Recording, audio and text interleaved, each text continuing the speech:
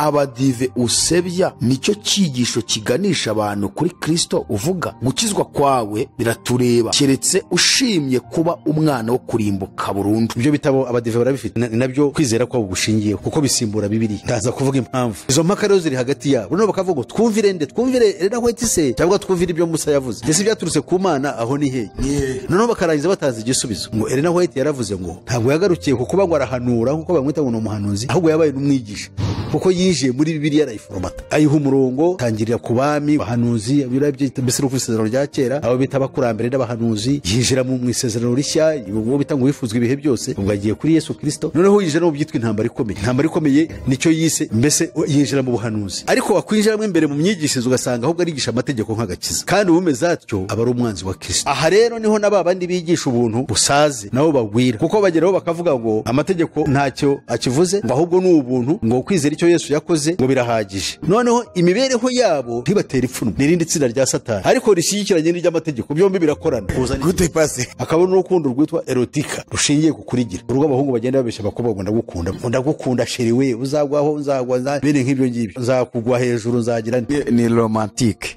Hakubitaho no kwigisha ibyo twita stigmatized knowledge and social truths. Ayo ni amasomo yihariye mu ndimi z'amahanga, ni ukuvuga ngo ukuri kujyanye n'ibitubaho kandi ugaragazwa n'inyigisho zahinyuwe. Iyo ubyize ibyo ngibyo rero ubaye icyo twita mu cyongereza alternative theorist. Yanditse aravuga ngo dear Pastor Musisi, rwose uri intumwa y'umubi, uri kuri mission iri social mu kwangiza ubugingo bw'abasenga Imana. Iyo abantu batwarani kuri Kristo mbabwiriza ubutumwa bwiza bw'ubwami bw'Imana kugira ngo bakure umutima ku by'isi, batekereze ibyo ubwami tuzinjiramo, kuko ubwami bwinjiramo bisaba kwihana no kubarwa ibyaha mu izina rya Yesu Kristo. Wabahaye rero kiriya kiruhuko ni inyamaswa kibaha, ni inyamaswa. Niyo nyamaswa irindiye kubamira bunguri, iyo nyamaswa niyo yabahaye ikiruhuko, ntabwo bagihawe na Kristo. Abadive nibyo bagiye kuzira, bagiye gupfira idini. Ni ukuvuga ngo ndabahamya ikintu kiri imitima yabo, niyo mpamvu barakara bagatukana. Umwuka barimo ni nawo mwuka uri mu bupapa, ushaka kugira ngo bashyireho ryadi wa munsi, kugira ngo bazavuge ngo wa munsi niwo dushiriweho kujya turuhuka. Aha rero ntushaka kubwira bene wacu ko genda umupantekote, kandi umupantekote uko nemera yuko pantekotisme ishingiye kuri Bibiliya, ariko birinde. Niyo mpamvu twebwe abapantekote twahawe impano 9, imwe muri zo ni ukurobanura imyuka. Cyangwa uri kuri mishoni nk'abandi bapasitoro b'Illuminati bose. Ese pasi uri muri Illuminati koko? Umunsi wa kabiri tuvuga ni uwuhe? Ni umunsi wa mbere w'iminsi 7 se ariwo cyumweru? Reka da. Ni umunsi w'isabato se ariwo 7 w'Abayuda? Reka da. Ni umunsi Kristo niyo yatubashishije kuba ababwiriza b'isezerano rishya, bataraba inyuguti ahubwo nabi by'umwuka, kuko inyuguti yicisha naho umukwesha ubugingo. Bari abantu bagiye gupfa. Ni ukuvuga ngo bano bantu ni ukubashakisha uruhimbi.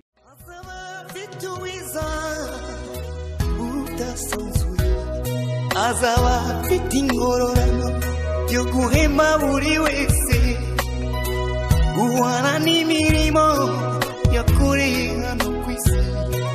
Nawe nshuti yanjye aza kwambika ikamba.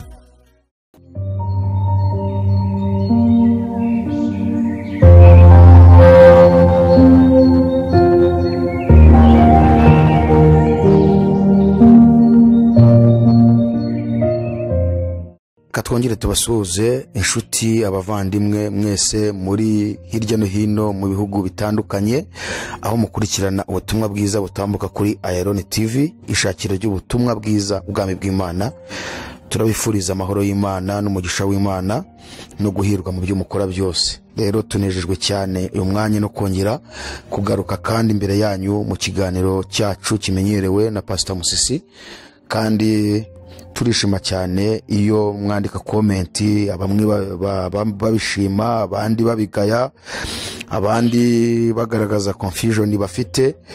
Ibyo byose ni bidufasha kugira ngo tumenye mu buryo dukomeza gusesengura, abantu barusheho kumenya ukuri gushingiye kuyobokamana ry'ukuri aryo jambo ry'Imana. Kuko iyobokamana ry'abantu benshi bararivangavanzemo ibintu byinshi, ariko twebwe icyo dushaka nuko abantu bamenye iyobokamana ry'ukuri rishingiye ku ijambo ry'Imana. Impamvu twinjira mu kwiga ibintu byinshi, ibihe by'iminsi duhagazemo, tukaba twakura no ku madini, kuko isomye Bibiliya cyane ukayicaramo ubona ko amadini ni kimwe mu gikoresho cya Satani, cyangwa se namwe mu gikoresho cya Satani ari kuyobya abantu benshi ku isi. Tugiye no mu mateka y'isi tubona ko hagiye habaho itotezwa ryinshi kubizera Kristo Yesu, kandi rikomotse mu bantu b'abayoboke b'amadini.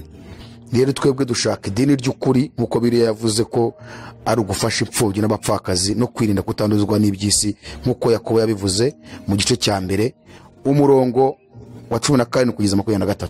muzabasome bazababwira idini ry'ukuri ryari ryo. Ntabwo twe dushingiye rero ku mazina y'amadini, ahubwo dushingiye ku idini ryari ryo ry'ukuri. Bibiliya ivuga gufasha imfubyi n'abapfakazi mu mibereho yabo no kwirinda kutanduzwa n'iby'isi. Niyo mpamvu turi kwiga ngo turebe iby'isi uburyo byanduza abantu. Ese iby'isi byanduza abantu koko? Niba birivuze ko dukwiriye kwirinda kutanduzwa n'iby'isi, nuko iby'isi byanduza abantu. Niyo mpamvu rero paseri ari kudufasha twiga ibi bintu, dusesengura imikorere ya Satani, uburyo ari gukorana n'ubwami bwo mu isi, ubutegetsi bwo mu isi, kugira ngo dukanguke twe kwanduzwa n'iby'isi, n'abandi babirimo batarakizwa bakiriye umwami w'amahoro ari we Yesu, bahinduke rwose babashe kuba muri iyi si no kumenya uburyo bakoresha iby'isi bitabanduza. Reka twakire paseri abasuhuze, hanyuma adufashe gusenga twinjire mu kiganiro cyacu uyu munsi. Rero najya mbabwire ngo ikintu cya mbere tugiye kujya ni ugusubiza bimwe mu bibazo abantu bagiye bandika, kugira ngo dukomeze gufashanya twubaka ubwami bw'Imana mu mitima yacu. Pastor, turabakiriye, muhawe ikaze kuri Iron TV. Reka musuhuze ababakurikiye, hanyuma dusengere iki kiganiro, hanyuma twinjire. Imana bamugisha. Murakoze. Imana yo mu ijuru iguhe umugisha. Turi mu gihe cyiza, dushimira Imana yatwongereye ku imbabazi zayo. Reka rero iki gihe tugikoreshe Imana yaturemye tugerageza kwamamaza umugambi wayo w'agakiza kuri mwene muntu. Ndagushimye, nshimye mwebwe aba Iron TV bakora uko buri munsi kugira ngo kuri kugaragare mwitanga muri byinshi. No kuvuga ngo namwe ibihembo byanyu birababikiwe mu ijuru. Amen. Rero nitwa Pastor Peter Musisi, abandi umwigisha w'ijambo ry'Imana rijyanye no kubwiriza ubutumwa bwiza bw'ubwami no gushyira ahagaragara ubwirumvajuru, ari bwo bwiru buhanitse bukubiye mu buhanuzi bw'Imana boneka muri Bibiliya. Hakubitaho no kwigisha ibyo twita stigmatized knowledge.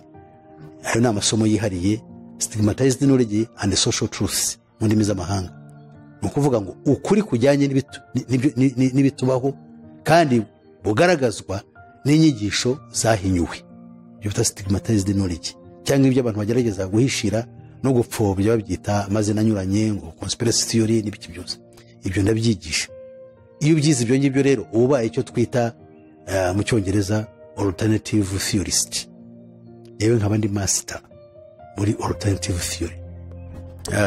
Ndasuhuje abandi baba bose bumva ururimi rw'Ikinyarwanda n'indimi z'urushamikiyeho, cyane cyane nk'abanyarwanda ubwabo bari mu Rwanda, mu karere k'ibiyaga bigari, ku mugabane wa Afurika wose no ku yindi migabane yo hakurya y'amazi magari, ndetse no mu birwa bya kure. Ndabashuhuje muri no gusuhuriza n'abavuga indimi zishamikiye ku Kinyarwanda, bene wacu b'Abarundi, Abanyamurenge, Abanyabwisha, Abagogwe,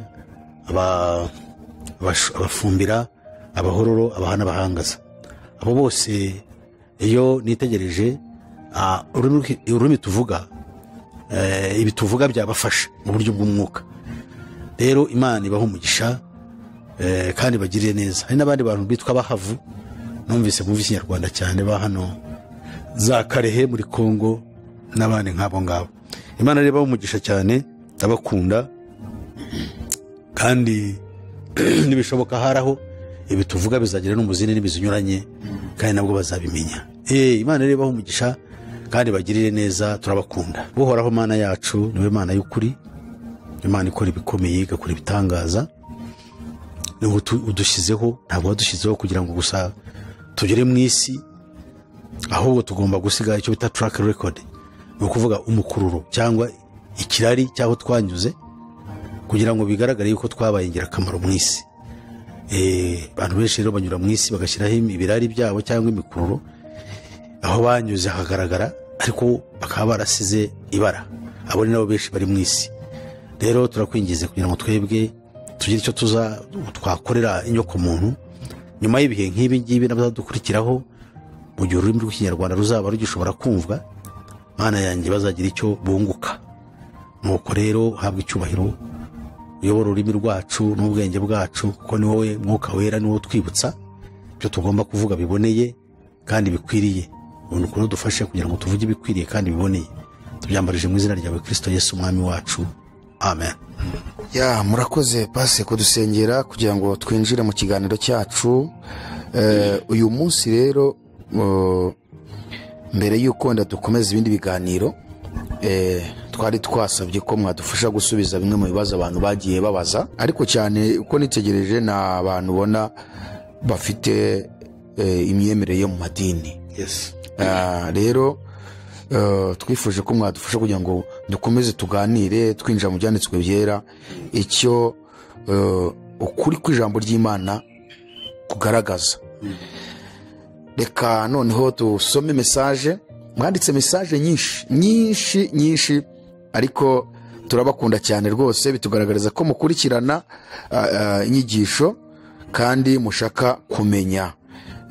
Hanyuma wenda harimo abantu bashobora kuba baza wenda ari kugira ngo bahangane, ariko ibi bintu by'agakiza si uguhangana, ahubwo ku muntu wifuza ubugingo buhoraho nuko yigana ubushishozi, akamenya ukuri, agasesengura mu byanditswe byera, akamenya imikorere ya Satani, ndetse akamenya n'uwatumwe n'Imana n'uwatumwe na Satani. Mukabireba ubuti se uyu mupasitoro ibavuga yatumwe n'Imana cyangwa ni Satani, ukabisuzumisha ijambo ry'Imana. Reka dusome noneho rero imwe muri komenti bagiye batwandikira, nubwo turi busome nyinshi uko Imana dushoboje, ariko reka duhere kuri iyi ngiyi. Uyu yaranditse, ntabwo yavuze izina rye, yanditse aravuga ngo Dear Pastor Musisi, rwose uri intumwa y'umubi, uri kuri mission iri social mu kwangiza ubugingo bw'abasenga Imana.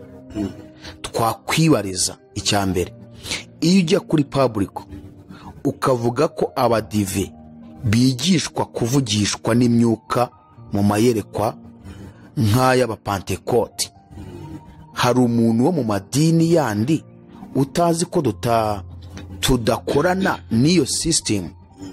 Aha, arongera ati icyo ni icya kabiri, abadive usebya nicyo cyigisho kiganisha abantu kuri Kristo uvuga? Icya gatatu, inyigisho utanga nturabona ko ari assumptions cyangwa ibyiyumviro n'ubucurabwenge bukomatanije bifatikanije no gusasira ukoresheje Bibiliya ngo werekeze abantu aho mishoni uriho iganisha? Icya kane, icyo wita ukuri wigisha ni iki? Ubuvanganzo n'ubucabiranya ntiwasobanukiwe, cyangwa uri kuri mishoni nk'abandi bapasitori wabaye iminati bose? Icya nyuma cya gatanu yanditse avuga ngo impamvu tugukurikirana tutari mu myumvire imwe nawe ni iyihe? Ashatse hano ahita agaragaza ko abanyabwenge ari abantu nyine ngo bakurikirana umuntu nubwo yaba arembye, ariko bagashakisha uburyo bwose bamugarura, bamukiza. Ahita avuga ngo gukizwa kwawe biratureba, keretse ushimye kuba umwana wo kurimbuka burundu. Papa, uzegere abusebya ubaganirize.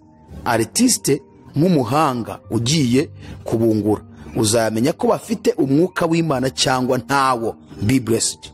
Yes. Uyu muntu pasi duhere ku cyambere yavuze, urasubiza iki? Kuko yabo cyambere yaravuze ngo Musisi rwose uri intumwa y'umubi, uri kuri mission iri special mu kwangiza ubugingo bw'abasanga Imana. Twakwibariza icyambere, iyo ujya kuri public ukavuga ko abadive bigishwa kuvugishwa n'imyuka mu mayerekwa nk'ay'abapantekote, hari umuntu wo mu madini yandi utazi ko dutandukana n'iyo system? Arakoze uyu nguyu, ndamushimiye cyane. Nayo ikimenyetso kigaragaza yuko inzitizi zo kuzagera mu ijuru ubundi zituruka mu madini. Niyo mpamvu tubishimangira, kandi nabo ubwabo barabizi impamvu batari kumwe se ni iyihe.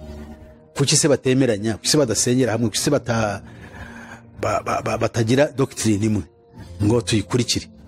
Bakagira doctrine zinyuranye cyangwa inyigisho zinyuranye cyangwa imyizerere inyuranye, ariko bakaza guhuzwa na leta kuko niba hetse, noneho bakagira ubwo bumwe buri hejuru ngo mu gufasha leta ngo mu kuzana amahoro. Ibyo ngibyo ukabyibaza nabyo bikakuyobera, kandi hasi bakagundira abantu kugira ngo buri muntu agire agatsiko ke. Ibyo rero bikaba ari ikibazo. Usibye ko mu itangira ry'aya madini hari impamvu zifatika, zimwe zari zishingiye kuri satani, izindi zari zishingiye ku mbaraga zo kuzana ubugorozi koko. Ubwo ndavuga mhereye mu cyamagana mu kinyejana cya 16. Ariko uyu muntu ku giti cye Kamanze Musabe yarumviranye. Imyuka navuze ndashaka kukigora kugira ngo wenda ntaza kukibagirwa akabifata nabi. Ni ukuvuga ngo abadivantiste bayoborwa n'umwe mu cyo bita imyuka y'ubuyobe. Ni umwuka bise umwuka w'ubuhanuzi. Icyo nicyo ngira ngo yacyumvise nabi nakivugaga. Umwuka w'ubuhanuzi waje kuri Madame White cyangwa Elena White, ari umukobwa w'imyaka 17. Uwo mwuka wamugenzeho kumara imyaka 70. Yapfuye afite imyaka 87. Kuri iyo myaka 87, 70 kuri yo yagize amayerekwa agera ku 4,000. Yashoboye amayerekwa agera ku 2,000. Yandika ibitabo bigera kuri 40. Ibyo bitabo abadive barabifite. N'uwo ngo arazabisoma kandi nabyo basoma. Nabyo kwizera ko gushingiyeho kuko bisimbura Bibiliya. Ndaza kuvuga impamvu. Bisimbura Bibiliya kuko ibyo byahamije nibyo baha agaciro, kandi rimwe na rimwe bikazana impaka muri bo ubwabo. Urugero, hari aho bimwe mu byanditswe bakurikiza ku isabato, bakurikiza icyanditswe kivuga ngo, kiboneka mu Kuva igice cya 34, kivuga ngo ku isabato iwawe ntihazagaragara umuriro. Bivuze ngo ntibagomba guteka ibyo kurya ku isabato, bagomba kuri ibyo kurya byaraye. Noneho abandi bakavuga ngo ariko Elena White yaravuze ngo umwuka ngo roho nzima mu mubiri muzima, ntabwo twari ibyo kurya byaraye, tugomba kubiteka tukaba ibyo kurya byiza kugira ngo tutihumanya. Izo mpaka rero ziri hagati yabo. Noneho bakavuga ngo twumvire Elena White se cyangwa twumvire ibyo Musa yavuze. Ese byaturutse ku Mana aho ni hehe? Noneho bakarangiza batanze igisubizo ngo Elena White yaravuze ngo we ni umucyo muto.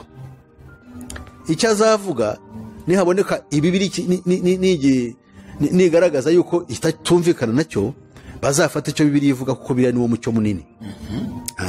Aho rero ukibaza utese Bibiliya yazana confusion. Uwo mwuka n'umwe se wigisha ibyo bintu byombi?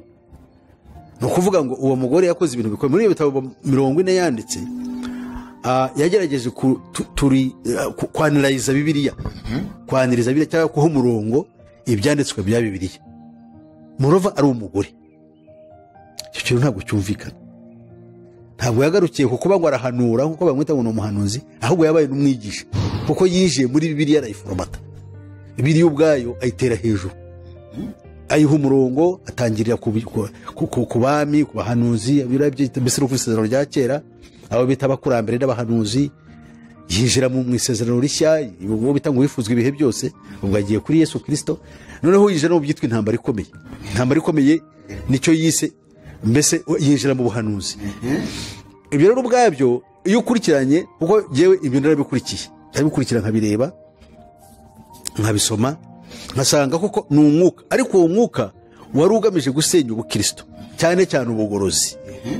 Niyo mpamvu witwa ni umwuka w'ubuhanuzi, kandi bakavuga ngo ni umwuka wa Kristo, kandi ugahakanya Kristo. Kuko iyo turebye imyigishirize ya Elena White itandukanye n'intumwa, icyo zigishije n'ibyo Yesu Kristo yigishije nta hantu bihuriye.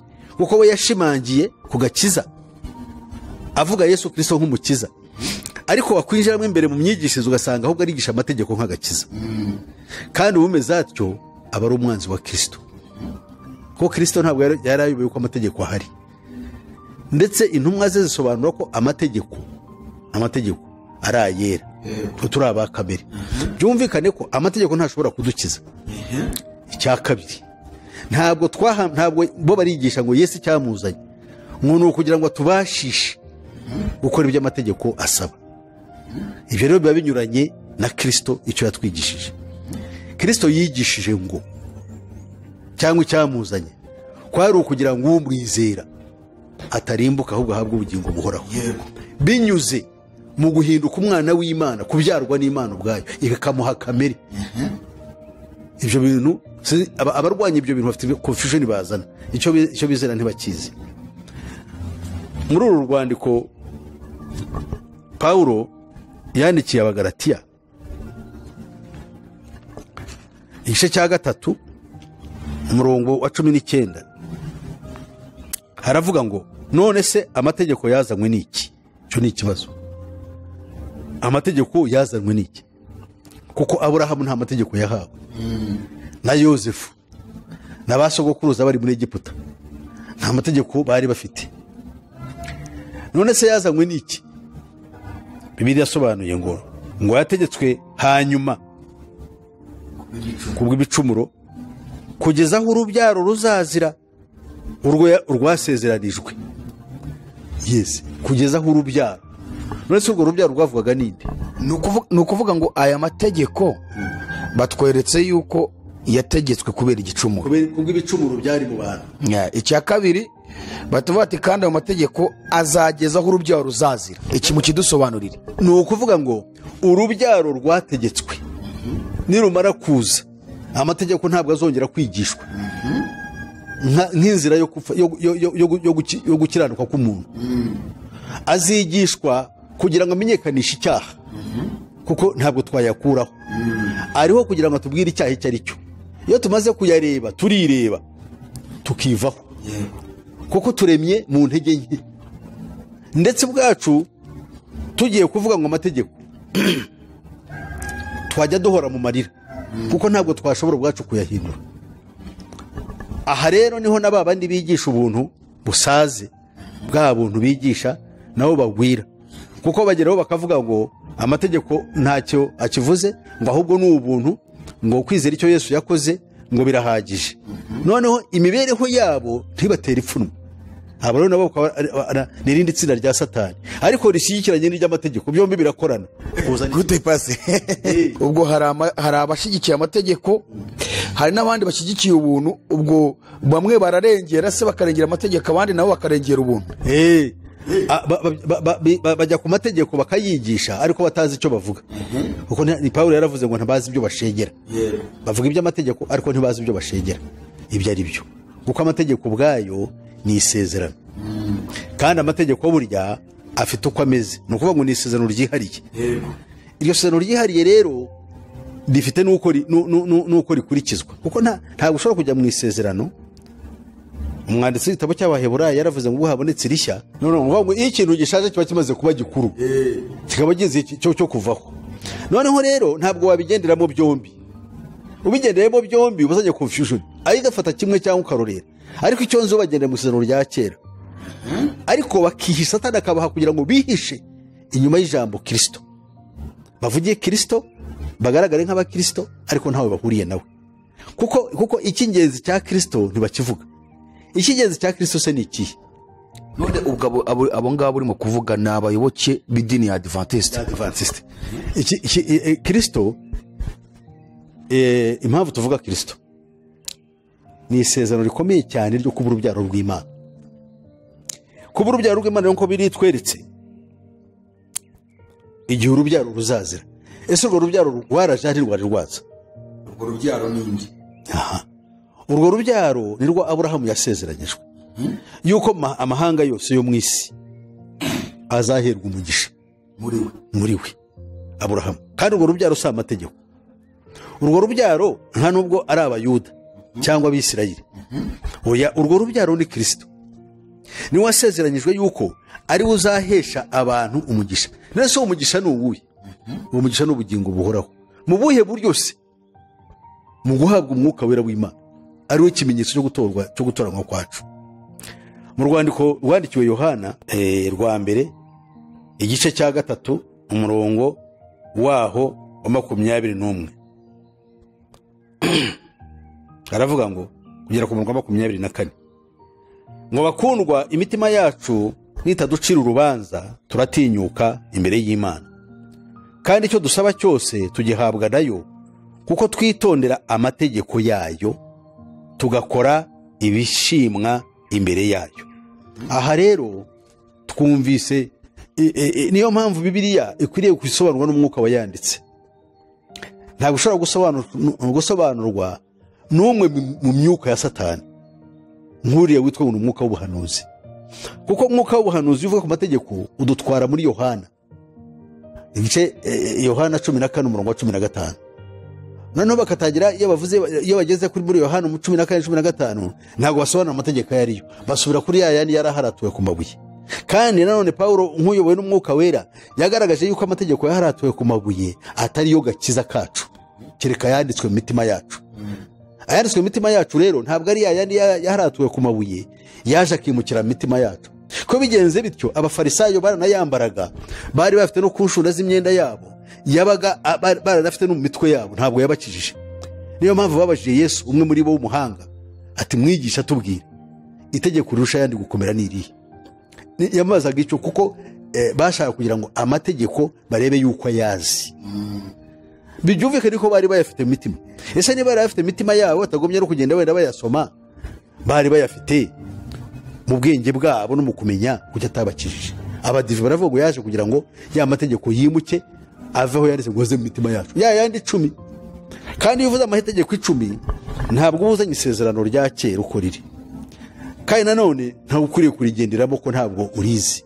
Itegeko isezerano rya kera ibyo bita amategeko, igitabo cy'amategeko ntabwo ari amategeko 10, ni isezerano ryose rya kera uko ryakabaye. Ariko pasi ihangane wenda aka kantu nkakubaza, soma kamaze nkakuri aza kukibagirwa. Aravuga ngo bakundwa, imitima yacu itaducira urubanza, turatinyuka imbere yayo, kandi icyo dusaba cyose tugihabwa nayo, kuko twitondera amategeko yayo.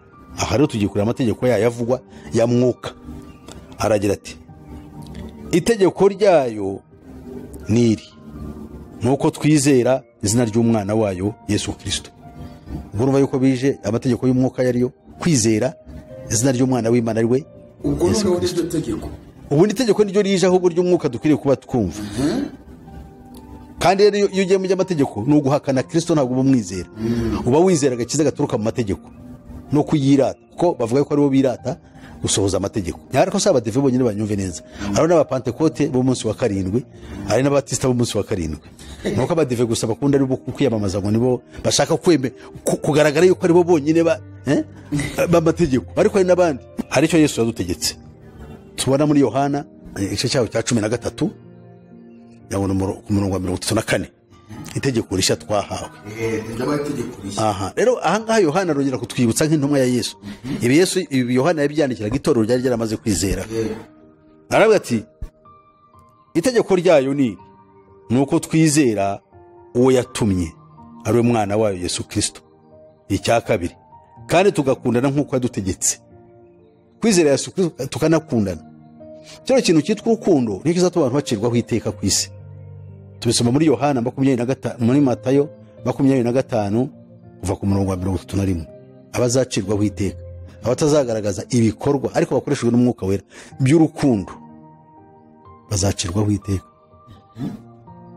Kwirwa rero mu isabato ariko ukagaragaza yuko urayubaha ukanayiririmba, ni nk'aba bandi baririmba Bikira Mariya, ndetse bakavuga bati padiri arangiza gusenga, arangiza akavuga ati mbaragije umubyeyi wanyu Bikira Mariya, kandi ubwo umubyeyi wanyu abasabire. Pire ibintu nishyano asabire hawo. Twebwe Bibiliya itwereka yuko umwuka wera ari udusabira. Ibi bivugiye kugira ngo amadini yose amenye yuko ari ikibazo mu kuyobya abantu b'Imana, kandi abayagize, kuko amadini ubwayo bari abayarimo bakuru bayayobora nta kuntu bahinduka, kuko niyo abatunze ni business, ni occupation. Bibiliya isobanura neza ngo nimukurikira impumyi, ngo impumyi nirandata indi, bombi bazagwa mu rwobo. Noneho rero umurongo wa 24 ni gaheza, uravuga ngo kandi uwitondera ayo mategeko yayo aguma muri yo nayo ikaguma muri we. Witondera amategeko abiri: kwizera Yesu Kristo no gukunda nkuko twakunze, nkuko Imana yadukunze, kandi nkuko twategetswe na Yesu Kristo. Erega aya mategeko nta nubwo umuntu ashobora kuyihata. urukundo rwo bita agape apana rwo bita filosi. Filosi n'urushingiye ku urukundo rushingiye ku by'abantu bapfana. Kinyarwanda baca umugani ngo uba wakuvira utamwikoreye. Ntumwikoreye ariko akakuvira. Ko ubu ngubu wowe bazagushakisha abene wanyu baba bugufugiza ikibazo. Nibo bakorwa n'isoni mu bibazo. Naho baba batagusura ariko bishobogiza ikibazo uzabona baje. Fuira uriya muntu adapfa akaribwa nibwo ku karubanda duhari byazabinye bikaba inyuru. Lazima tumuhambe ariko tumukire. Nibo bagomba kuza mbere. Noneho rero urwo rukino twita urukundo twitwa filosi. Akaba n'urukundo rwitwa erotika rushingiye ku kurigira. Urugo abahungu bagenda babeshya bakobwa ngo ndagukunda bakanaberemo n'indirimbo abantu bakabajya inyuma. Ngo ndagukunda sheri we uzagwaho uzagwa bene nk'ibyo ngibyo. Ngo nzakugwa hejuru nzagira ni romantique. Romantism. So izo nkundo zirapfuye ko zishingiye kuri kamere y'umuntu. Hariho urukundo agape rw'Imana tutagira ikigombero rudafite kirushingiyeho kandi rukunda n'umwanzi wawe. Urwo rukundo rugura ngo uwawe uzamugaburire, uwawe nkaye niba yaguye mu manga uyikuremo, yaguye mu mwobo uyikuremo n'indobo we n'umwana we nagira ikibazo nusanga ntuzam kandi ari umwanzi wawe. Erega burya twirata ibyo tudashobora kuko ntabwo tuzi ibyo turimo turabeshya gusa. Noneho akavuga ngo 24 kandi uwitondera amategeko yayo aguma muri yo nayo ikaguma muri we. Nuvuga ngo Imana kuba muri wowe nawe ukaba muri yo nuko muri no mategeko abiri. Kuko urukundo ni Imana. Ufite urukundo abafite Kristo abafite Imana muri we. Kandi ngo ntabwo waruhabwa n'indi cyese ubihabwa narwo ruhabwa no kwizera Yesu Kristo ko n'uduhesha umwuka. Ngo kandi uwitondera amategeko yayo aguma muri yo nayo ikaguma muri we. Kandi kitumenyesha ko iguma muri twe ngiki mu mwuka yaduhaye. Kuko umwuka niyo kimenyetso twahawe. Ibi rero nibyo bigomba gushimangirwa mu isezerano rishya kwigishwa. Ntabwo ari kwigisha amategeko cyangwa isabato cyangwa iki. Imwuka yaduhaye uturuka ku kwizera Yesu Kristo. Ari tuba tubura urubyaro rwasezeranyijwe. Rwagombaga kuza. Kuko umutegeko ari umushorero. Cyangwa isezerano ryose ryakira ari umushorero. Akatugeza hahandi. Yesu yaraje. Niwe waduhaye ubushobozi bwo kuba abana b'Imana. Pasi hari akantu nakubaza. Ni ibibazo bibiri. Kuri aba bantu nyine bakurikira amategeko kandi ahantu mudusomeye ku muntu wumva yaba yumvise byinshi. Urumva baratubwiye ngo kuko itegeko yadutegetse ari iri ni ukwizera uwo yatumye. Kandi batubwiye ngo ni itegeko rishya. Itegeko rishya yadutegetse ni ukwizera uwo yatumye. Bene data bakurikira amategeko bakunda kuvuga ko ari amategeko 10 ngo atandukanye n'andi mategeko urumva ya 313 ariko ngo 10 ngo yaharatuwe ku mabuye. Ariko ayandi ngo ni amategeko y'imihango Imana haye Mose yandika mu bitabo ngo abishyira iruhande rw'isanduku. Ngo ariko ariya yaraharatuwe ku mabuye ku bisito by'amabuye ngo yashyizwe mu isanduku imbere. Icyo kintu kirisobanura gatoya aho bihuriye n'ibyo bintu bahora berekana ngo ari yango niko kuri kuzuye unashingiye kuri aho hantu maze kudusomera. Ikindi cya kabiri ni iki ngiki Yesu bamubajije nk'umwami ari nawe watanze amategeko yose abisere bagendagaho. Uriya muntu watubwiye ngo yaramubajije ngo itegeko riruta yandi gukomera niri. Nge narisomeye mbona Yesu yavuze amategeko abiri. Irya mbere yaravuze ngo ukundisha Uwiteka Imana yawe umutima wawe wose n'ubwenge bwawe bwose n'ubugingo bwawe bwose n'imbaraga zawe zose. Aramubwira ngo irya kabiri ukunde mugenzi wawe nkuko wikunda. Aravuga ngo andi mategeko yose ngo yurira kuri ayo ngayo. None bivuzwe n'umwami w'ijuru n'isi waremye byose watanze ari amategeko yose. Ni gute umuntu agaruka akaza kwerekana ko ari ayo musezerano rya kera udakusha itegeko rya 4 ry'isabato uzarimbuka uri mu buyobe kandi umwami wayatanze yaravuze ngo ndi yose. Mariko 12:30 12:30 fine haravuga ngo nuko rero ukundisha Uwiteka Imana yawe umutima wawe wose n'ubugingo bwawe bwose n'ubwenge bwawe bwose n'imbaraga zawe zose. Irya kabiri ngiri ukunde mugenzi wawe nkuko wikunda. Nta rindi tegeko rirushaho gukomera. Ako karupasi nakubwa kurishakaga nta rindi tegeko rirushayo gukomera. None ndagira ngo dusobanurire, bazakubwira rero kuko erega bariya nababayemo, bazakubwira ngo rero iyo ukunze Imana, kuko burya amategeko 10 bashyiraho imigabane 2, hari irya mbere, irya kabiri, irya gatatu n'irya kane, ngo ayo ngareba Imana n'abantu, irya gatanu n'irya gatandatu n'irya kugera ku rya 10, icyo ngiryo ngo ayo ngayo narebana relations, interpersonal relations, imibanire y'abantu. Ariko ibyo babigamije gupromotinga cya kindi, guteza imbere cya kindi cyabo. Yesu yavuze gukundisha Uwiteka Imana yawe. Iyo tugiye ku kintu urukundo rero, urukundo ubundi ni iki? Urukundo ni impano y'Umwuka Wera. Ntabwo ushobora rero guhabwa iyo mpano y'urukundo utarizeye Yesu Kristo. Niwe uduha Umwuka Wera, kandi Umwuka Wera ntushobora kuwuhabwa ukidefana cyangwa ukiri mu isezerano rya kera, kuko isezerano rya kera rifite ibimenyetso byaryo, rifite n'uburyo rikora.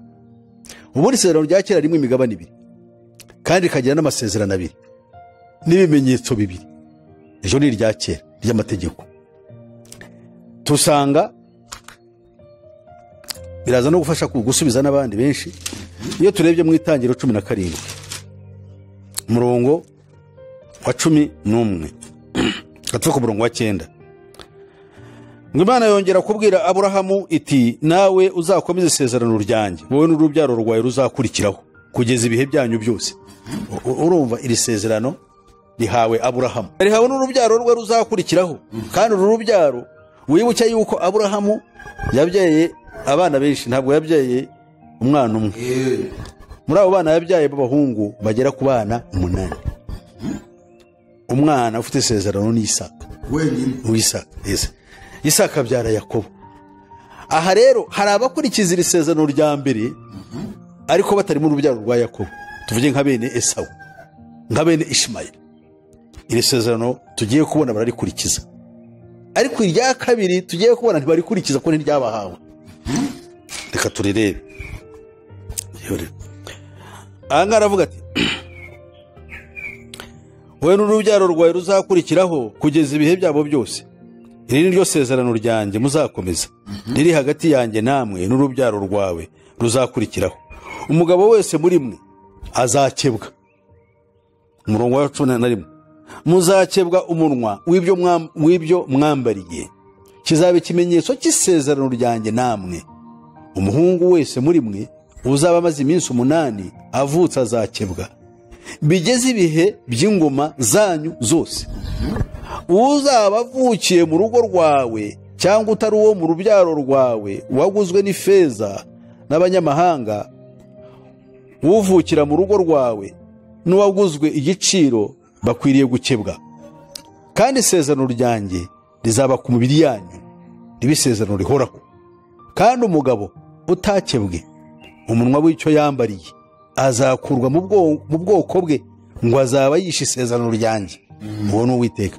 So Aburahamu rero iri sezerano rero rikomeje. Niyo mpamvu abayisilamu bene Ishimayeli bakebwa. Icyitonderwa, Muhammed ntiyakebwe. Cyo nabyo ni ikibazo. Kwera iki? Cyo twazakivuga ntiyakebwe. Kuko bene Ishimayeli nabo igihe aya magambo n'amategeko n'imigani y'Aburahamu yose ntabwo yari yabahawe. Bene Aburahamu usibye urubyaro rwa Yakobo nabo babimenye kubera Isaka na Yakobo, ariko abandi batatanye ntibari barabikurikije. Abayisilamu cyangwa Abarabu baje kubikeba, baje gufata umuhango wo gukebwa nyuma yo kuza kwa Muhammad n'Ubuyisilamu. Hanyuma rero ahangaha tubonye isezerano. Iri sezerano rya Aburahamu n'urubyaro ruzamukurikiraho, ruzava muri we. Ariko afite urubyaro rundi yasezeranyijwe. Twumve neza dusobanukirwe. Hari urubyaro Aburahamu ruzamwitirwa ku isi yose yasezeranyijwe. Urunguru turusanga muri Aburahamu, turubona urwamubwiwe mu Itangira igice cya 12 umurongo wa 2, ngo nzaguhindura ubwoko bukomeye, nzaguha umugisha, nzogeza izina ryawe, uzaba umugisha, kandi nzaha umugisha abakwifuriza umugisha, kandi uzakuvuma nzamuvuma, kandi muri wowe nimwe imiryango yose yo mu isi izaherwa umugisha.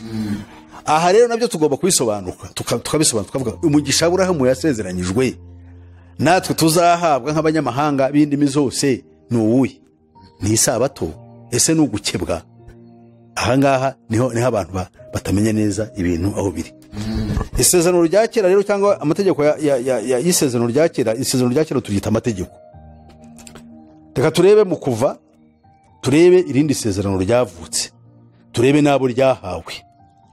Kuva 31 murongo wa 12 haravuga amagambo nibwira yuko abo bene wacu n'abandi bose bakomeza bagendera mu sezerano rya kera ryo bashyira imbere, cyangwa n'abariyobeyemo, kuko Bibiliya ni nk'ishyamba abantu benshi bajyamo bakayoba.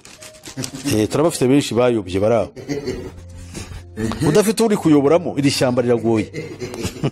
12 Uwiteka abwira Mose ati, kandi ubwira Abisirayeli uti, ntimukabure kuziririza amasabato yanjye, kuko ariyo kimenyetso hagati yanjye namwe mu bihe byanyu byose, kugira ngo mumenye yuko ndi Uwiteka ubeza. Nuko mujye muziririza isabato, kuko ari iyera kuri mwe, uyiziruye ntakabure kwicwa. Umuntu wese uzagira umurimo akora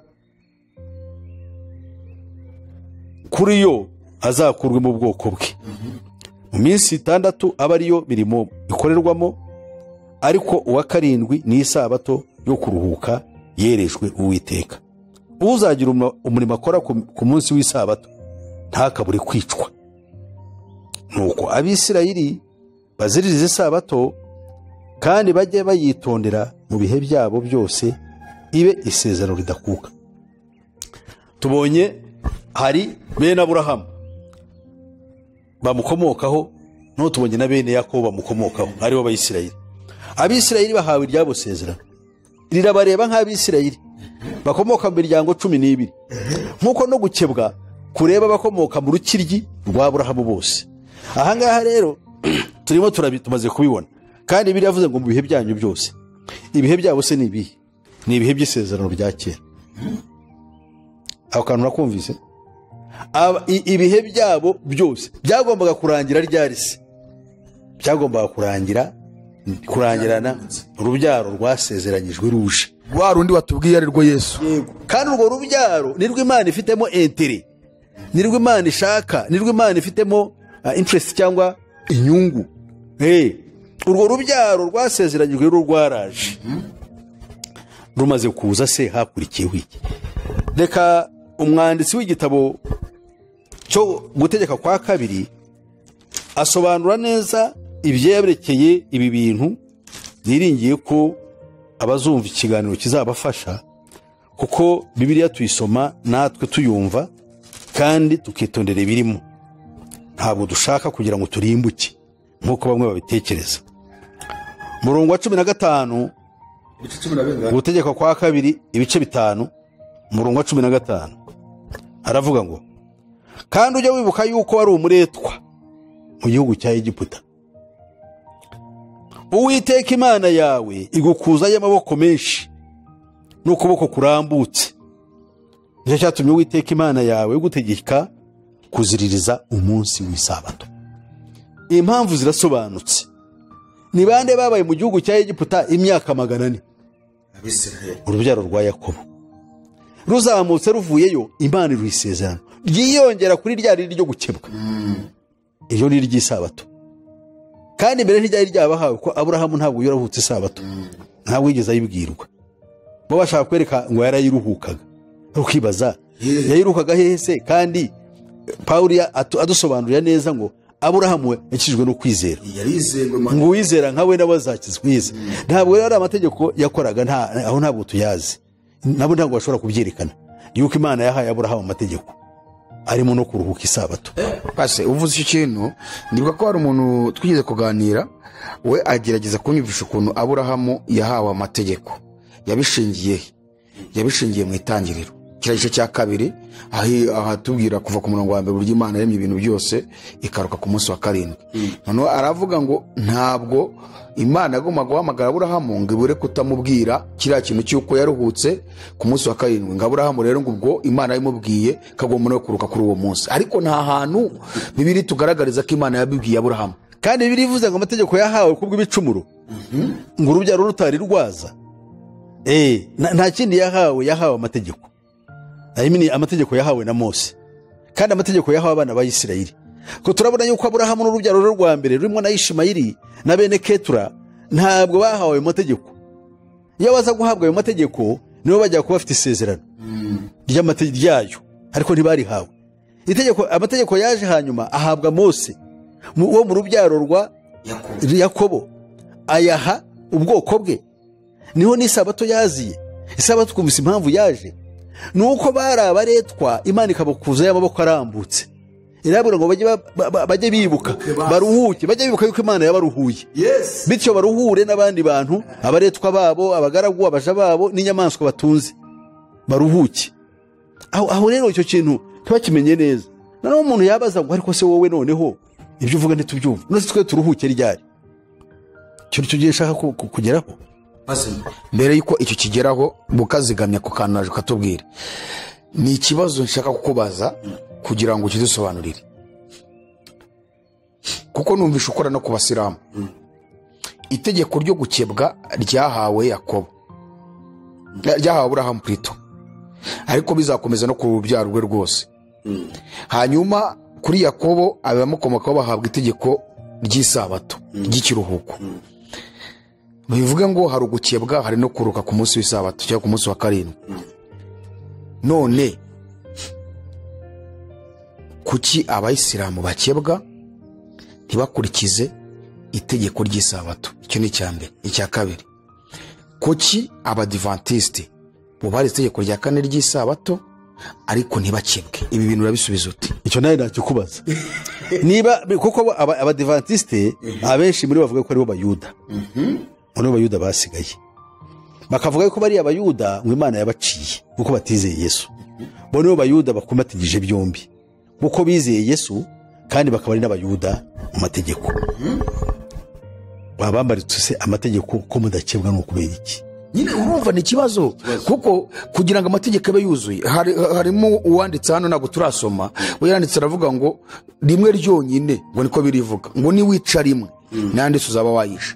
None niba ikimenyetso cyo kubahiriza amategeko Abisirayeli bahawe ari ugukebwa, none Abadivantiste bakaba bavuga ngo ni Abayuda basigaye barizera ariko bakanakurikiza amategeko. Niba badakebwa ayo mategeko bayakurikiza gute kandi amategeko ikimenyetso cyayahamyaga ari ugukebwa? Ni ukuvuga ngo niba ari bene Aburahamu koko bagomba no gukebwa. Kandi niba bavuze ngo ntabwo ari bene Aburahamu ahubwo ni bene Yakobo, nabwo bagomba gukebwa, kuko Aburahamu Yakobo nayo amategeko yarayakomeje, kandi ryari itegeko ridakuka ibihe byabo byose. Nose wamwurite niba bari mu bihe by'Abisirayeli, kuko ahangaha nicyo hatubwira. Twibuke ko aya magambo nitujya tuyasoma, iyo tuyasomye tuyobowe n'umwuka nibwo dushobora kuyasesengura. Isabato bivuze ikiruhuko, nk'uko ari ryo kimenyetso hagati yanjye namwe mu bihe byanyu byose. Nuvuga isabato cyangwa umunsi wa itegeko rya kane rikomatanyije ibintu bibiri by'ingenzi. Icya mbere ni ikiruhuko, icya kabiri ni ikimenyetso. Niba rero kuko nabo niko bigisha, ikimenyetso bafite ni isabato, kandi uvuze ngo isabato n'ikimenyetso cyawe uba uri antikristo. Iyo ufite ikimenyetso cyawe ari isabato uba ubaye antikristo. Gute? Nuko uba wihakanye ikimenyetso twahawe. Ikimenyetso cyo duha ari wo mwuka wera w'Imana duhabwa kuko kwizera Yesu Kristo. Uvuze gutyo hari umuntu wanditse hano avuga ngo icyo ni ikinyoma wavuze, ngo ikimenyetso Imana haye abantu ngo ntaho gishingiye n'umwuka wera, ngo ikimenyetso ni uyu munsi wa kane w'isabato. ariko pazi hari ikibazo utaransubiza kuri ibi bintu.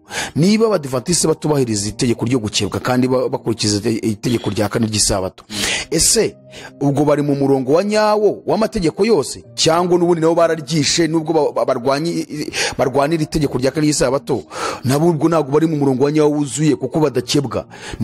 Nibajya gukebwa n'abana babo bakebwe. Ndakubwira yuko bari mu kaga gakomeye. Icya mbere na mbere bari mu isezerano ryataye agaciro rikiza abantu, ariko ntabwo rigarukira aho ngaho. Nuko ryo ryateshejwe agaciro n'isezerano rishya. Noneho rero ni ukuvuga ngo kuki bari komeza se kuri bamwe kandi zishobora kubakiza? Cyo ni ikintu nakubwira. Icya kabiri, nibashaka baryihambireho ntabwo bashobora kurisohoza, kuko ntabwo bashobora guhabwa umwuka w'Imana kandi bakiriho. Ibyo bituma wa mwuka batawuhabwa umwuka w'Imana, kuko abayuda kuki batahawe sura ya mwuka w'Imana? Nuko bari batakabaye urubyaro rwasezeranyijwe. Cya mbere abadivantiste, ngira ngo turacyari kuri cya kibazo cya mwene data bira yanditse, yavuze ko washatse kubumvisha ko ngo bakurikira imyuka y'ubuhanuzi ngo y'abapanekoti, ngo ariko ngo bo ntabwo ibyo banabyemera, ngo ibyo ni ibintu bizwi. None agaruka ku mwuka w'Imana, bivuga ngo ntabwo uba wemera uwo mwuka wera uri kuvuga ngo ubajyamo, sinzi niba bawemera. Sibyo? Ntabwo uba wemera bo. Ikimenyetso bemera ni ikimenyetso cy'isabato.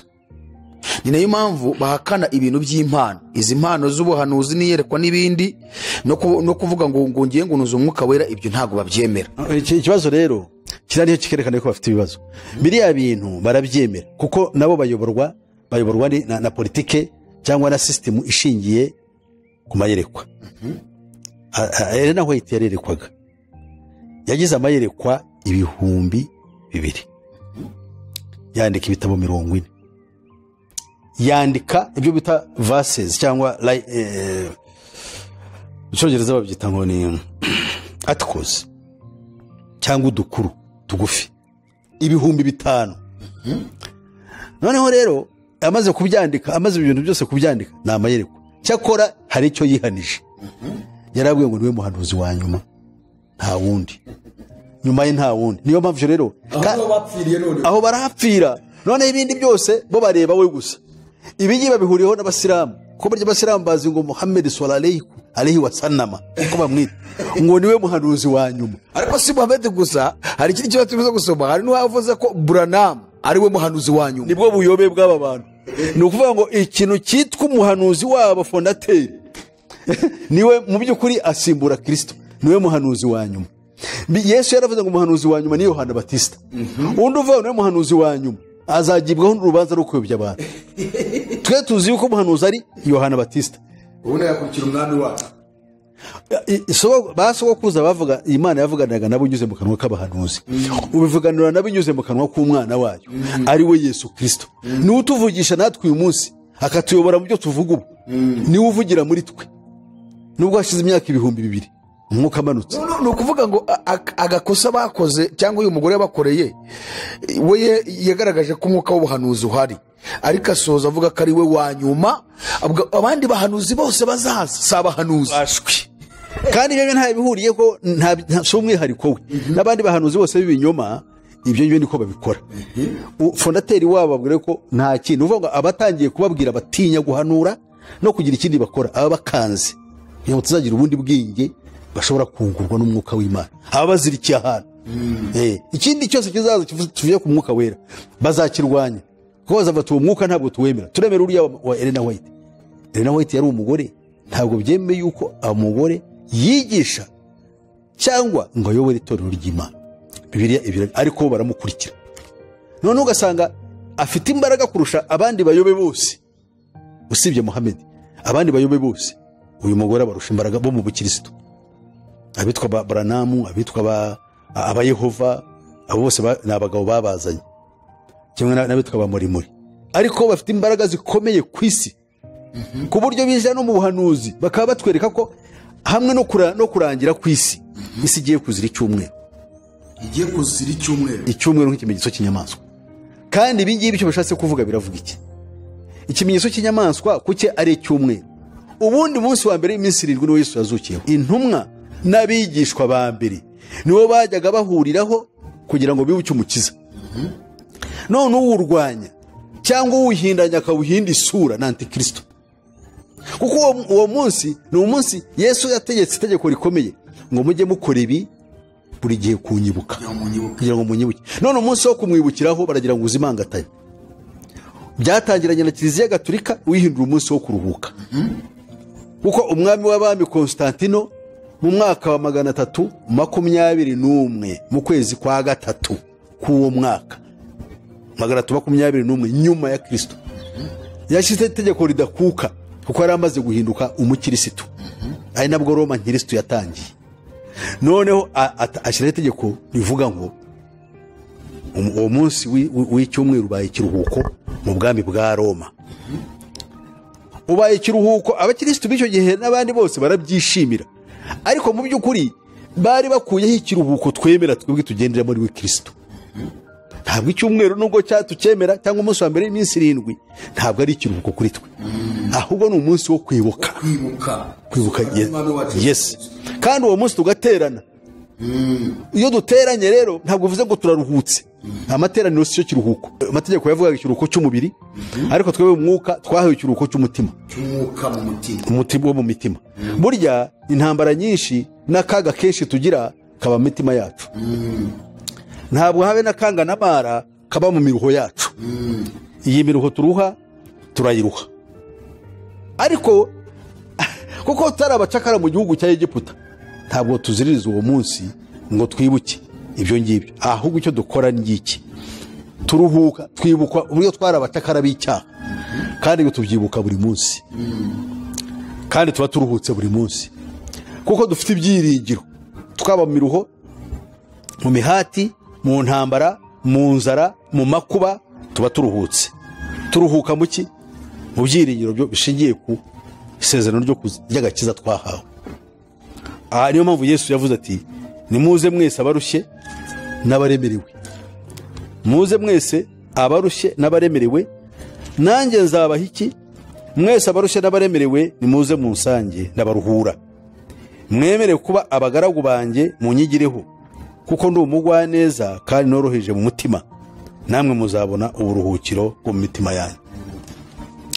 Ubu nibwo buruhukiro Yesu yasezeranyije, ubwo mu mitima yacu, kugira ngo tubeho tuziririza, tubeho tutaziririza iminsi no kwitondera amaboneko y'amezi, ahubwo tube dufite ikiruhuko cy'umunezero n'umudendezo dufite bya Yesu Kristo. Kugira ngo mvire iruhande, iyo turebye runo rwandiko rwandikiwe Abaheburayo, umwanditsi wanditse urwandiko rw'Abaheburayo yakoze ikintu gikomeye cyane, kuko abo yandikiraga bari Abayuda bari barahindukiye Kristo. Uyu muntu n'izina rye ntirizwe, bamwe bamuta ngo ni Paulo, ngo niki. Nge nta mwanya nita kuvuga jewe ikintu ntareba. Jewe icyo nzi ni urwandiko rwandikiwe Abaheburayo, kandi rwanditswe n'umuntu Imana yatoranyije, yaba Paulo yabundi byo ntabwo bindeba. Noneho roje nkavuga ngo kuko inzandiko za Paulo zose zanditseho Paulo, kuba niba ari warwanditse akanga gushiraho izina rye nabyo hari icyo umuntu yabyigaho, ariko nta mpamvu yagomba kwisha ko yarazwe. Katurebe rero ahangaha turabona amagambo avuga ngo urwandiko rwandikiwe Abaheburayo igice cya 4 umurongo wa 1 ngo nuko rero ubwo isezerano ryo kwinjira mu ruhukiro bwaryo ririho, dutinye kugira ngo ahari hatagira uwo muri mwe wasa nkaho atarishyikira, kuko natwe twabwiye ubutumwa bwiza nk'ababandi. Nyamara ijambo bumvise ntiryabagiriye umumaro, kuko abaryumvise bataryakiranye umutima wizera. Nuko twebwe ubwo twizeye twinjira muri ubwo buruhukiro, ubwo yavuze iti narahiranye umujinya wanjye ntibazinjira mu buruhukiro bwanjye. Aribwo Imana yaruhutse irangije imirimo yayo imaze kurema isi. Kuko hariho aho yavuze iby'umunsi wa 7 iti Imana yaruhutse imirimo yayo yose ku munsi wa 7, kandi nanone ngo ntibazinjira mu buruhukiro bwanjye. Nuko rero ubwo bisigariye bamwe ko bwijiramo, ba bandi ba kera bumvise ubutumwa bwiza bakaba barabujijwe kwinjiramo no kutumvira, Imana yongera gutoranya umunsi ari wo wuyu, umunsi ivugira mu kanwa ka Dawidi. Nubwo hashize igihe kirekire cyane, ya magambo yamaze kuvugwa haruguru ngo uyu munsi nimwumva ijwi ryayo ntimwinangire imitima. Ni ukuvuga ngo ijwi rya Kristo Yesu rihamagariye abantu kwizera Yesu Kristo, ari ryo bumvise uyu munsi, ntabwo bakwiriye kunangira imitima yabo.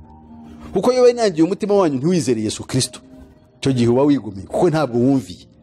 Niwumvira rero, iyo umunsi wumviye ukakira Yesu mu bugingo bwawe, uba winjiye mu kiruhuko.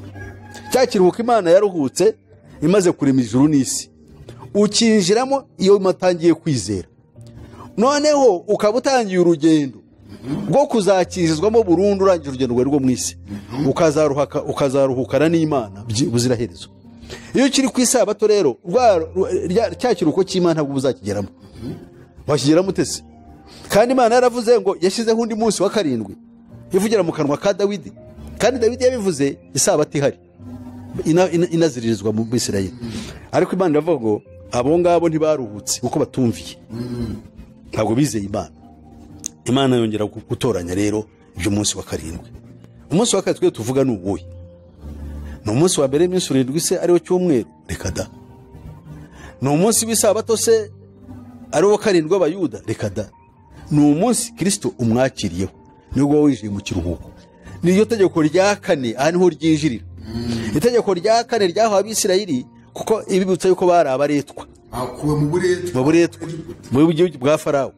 Twebwe twibuka Kristo tumwijiyemo, tuba turuhutse bw'icyaha. Ntabwo tuba tukiri abagaragu b'ibyaha, atari uko turetse ibyaha ku bwacu, ku bwa kamere nshya duhawe y'Imana yanga ibibi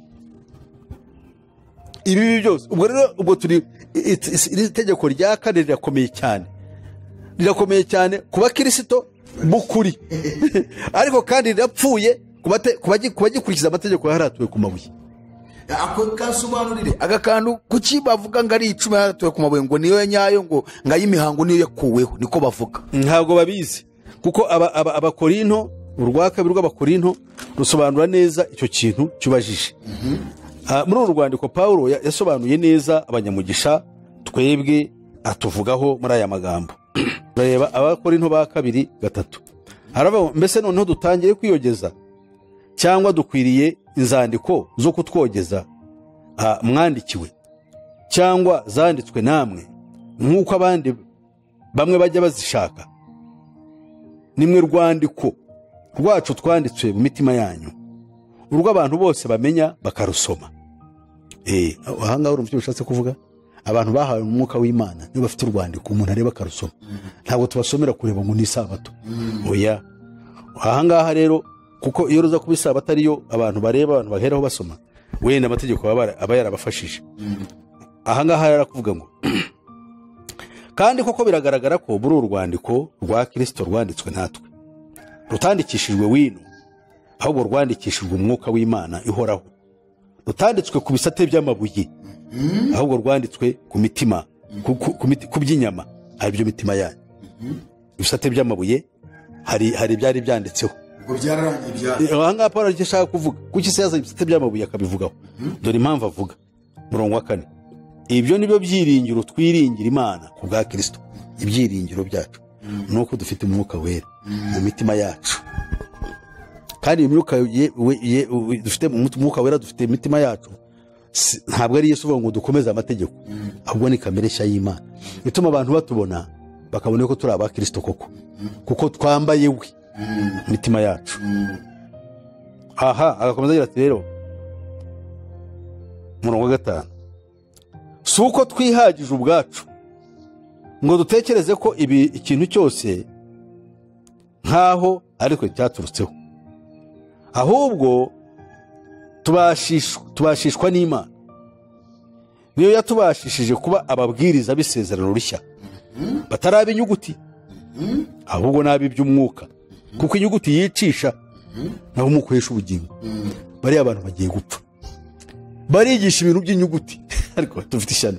Ni ukuvuga ngo bano bantu ni ukubashakisha uruhindu kugira ngo tubigishe ijambo ry'Imana, kuko turabwiriza ubutumwa bw'isezerano rishya, niryo twategetswe ry'umwuka, ariko bo baraza isezerano rishya bakarisigiriza, noneho barangiza kutujijisha bakatwigisha ibisezerano ryica, kadusubiza mu isezerano ryica ryanditswe ryaratuye ku mabuye. yego ijambo ry'Imana riratubwiye ngo isabato nutayubahiriza ukwiriye kwicwa. None iyo bayishe ukabaza uti ko mwakoze ishyano bigenze bite, ahubwira ngo ariko ngo turi mu buntu, none wabivanga ute ibyo bintu? Twebwe turabwiriza ubutumwa bwiza bw'isezerano rishya. Niba uri uwa Kristo, ngenda mbwira abantu mbwiriza ubutumwa bwiza bw'ubwami. Hari uwambajije ngo giye abantu batwarane kuri Kristo, mbabwiriza ubutumwa bwiza bw'ubwami bw'Imana, kuba kugira ngo bakure umutima ku by'isi batekereza iby'ubwami tuzinjiramo, kuko ubwami kubwinjiramo bisaba kwihana no kubarwa ibyaha mu izina rya Yesu Kristo. Hanyuma rero wenda ubwo nayo nabamushubije muri ubwo buryo. Noneho aha ngaha turabonye ngo iyo Mana niyo yatubashishije kugira tube ababwiriza bisezerano rishya bataraba inyuguti. Uwigisha rero iby'inyuguti afite ikibazo, ngo ahubwo turaba umwuka ku inyuguti yicisha, naho umwuka uhesha ubugingo. Nuko rero umurongo wa 7 ngo nuko rero niba imitegekere y'urupfu yanditswe igaharaturwa ku mabuye, yarahawe ubwiza n'icyubahiro. Nihe mitegekere yanditse ku mabuye? Ubwo ni amategeko 10. Hari amategeko yanditse yaharatuwe ku mabuye. Urumva bo baravuga ngo amategeko y'imihango Mose yanditse mu bitabo abe asa nk'ubishyira uruhande rw'isanduku y'isezerano harimo ibisate bibiri by'amategeko. Bakavuga ko amategeko 10 yanditswe n'urutoki rw'Imana aharaturwa ku mabuye, ku bisate bibiri by'amabuye, ngayo niyo tugomba gukurikiza, harimo n'ategeko rya 4. None hano ubwo ndumva Pawulo ari kuvuga ibintu byiza, dusobanura aka kantu kabisa. Ntabwo avuga byiza, ahubwo aravuga ibidukwiriye.